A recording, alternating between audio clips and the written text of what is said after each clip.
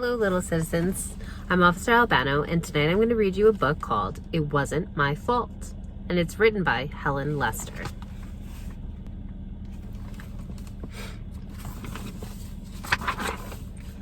Things did not always go well for Murdley Gertson. There his little kite is stuck in a tree. He couldn't control the toothpaste. He fell into wastebaskets. And he dropped only valuable vases. Whatever happened, it was usually his fault. One day, he went for a walk in his one too big new shoe.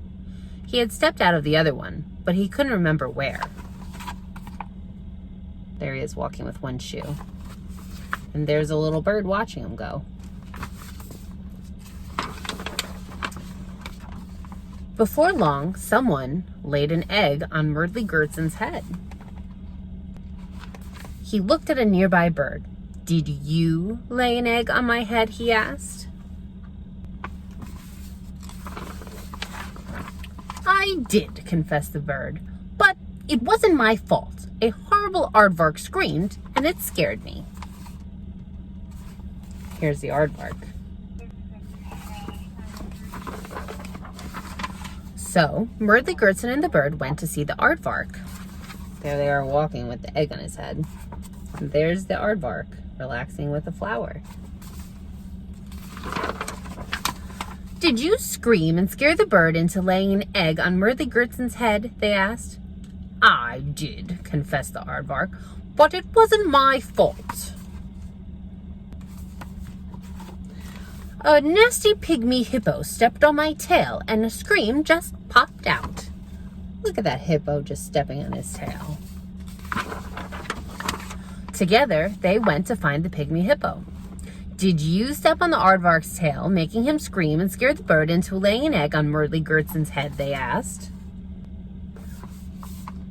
"I did," confessed the pygmy hippo, "but it wasn't my fault. I did it by accident when I was getting out of the way of a hopping shoe with long ears." What?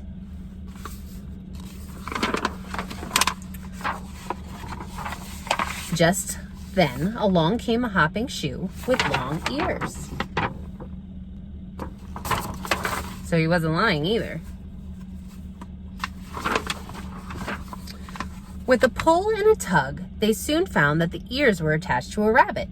"It wasn't my fault," the rabbit explained. "I was hopping along when I landed in a shoe and became stuck." The shoe looked very much like the new, too big shoe Murdley had stepped out of some time ago. Uh-oh. Murdley thought, "The rabbit became stuck in my shoe and frightened the pygmy hippo who stepped on the aardvark's tail. The aardvark screamed and scared the bird into laying an egg on my head." And there's the process that he's thinking about.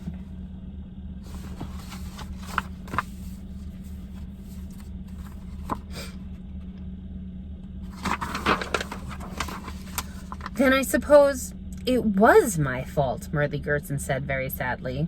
Two tears splashed on his new, too big shoes. There," said the pygmy hippo. "The rabbit, the bird, and the aardvark, don't cry." "It was my fault," said the bird. "It was my fault," said the aardvark. "It was my fault," said the pygmy hippo.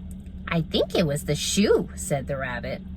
"Let's go back to your house and do something about that egg."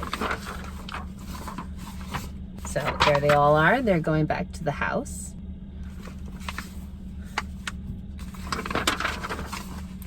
They all went into the kitchen. The aardvark turned Murdley Gertson upside down, and the egg plopped into the pan.